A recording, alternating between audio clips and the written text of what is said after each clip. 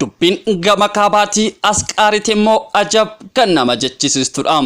Dubbichi yeroo ammaa miidiyaa addunyaarra deemuudhaan dubbii ajaa'ibsiisaa ta'uudhaan namoota hedduu raajeffachiisaa jira. Mucaan waggaa 3 booda du'aa kee jedhame eenyudha? Akkamittiin ta'e kan jedhu qindeeffannee isiniif dhufneerra.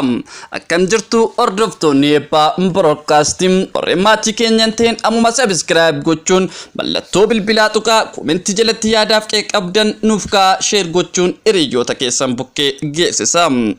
Akkas ture. Dubbichi dubbii ajab nama jechisiisudha. Namoonni hedduun yaada garaagaraa qoodaa jiru. Haa ta'u malee gama fayyaatiin akkamiin ilaalama kan jedhu irratti Dr. Naafiyaad Geetuu Abbaa Cabsaanii toora Facebook isaa fi toora YouTube irratti gallakkisee jira. Haa ta'u malee Dr. Naafiyaad akka jedhanitti naannoo kibbaa Silxeetti daa'imni kun du'ee awwaalamee waggaa 4 booda du'ee kee dhufe jedhu maatiin biraammoo lakki mucaan kun kan keenyadhaati jedhanii fudhachuu dhufan jedha.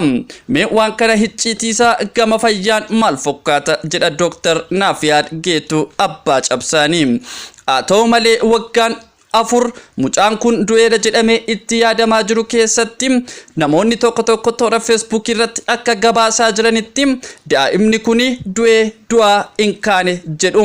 Namoonni tokko immoo daa'imni kun tariitii hafuura hamaa yookaan immoo bifa amantiitiin budaa jedhamtee kan ilaalamtu tarii mucaa kana dabarfatteetti ta'uu danda'a.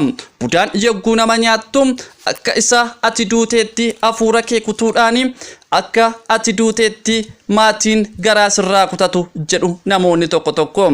Yeroo kana immoo budaan guyyaa 2 yookaan guyyaa 3 booda awwaala keessaa deemtee kaafatti. Erga akkas gootee booda immoo budaan mana ishee keessatti akka ati ishee tajaajiltuu fi si dhoskiti jedhu namoonni tokko toora Facebook isaanii gubbaarratti.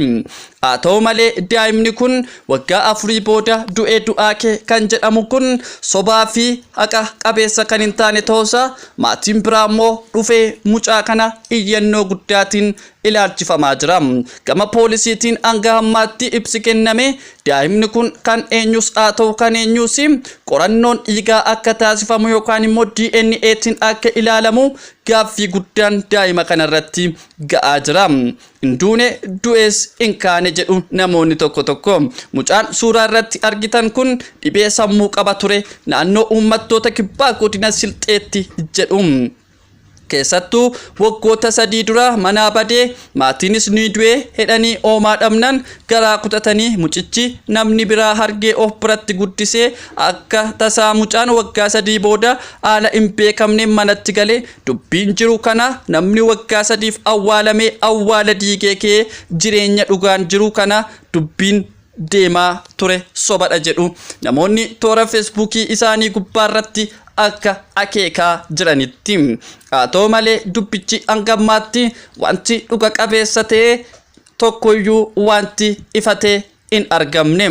Garuu miidiyaa gubbaarratti ololli oofamaa jiru daa'imni du'aa kee lakki du'ees du'aan kaane kan jedhu qofaadha.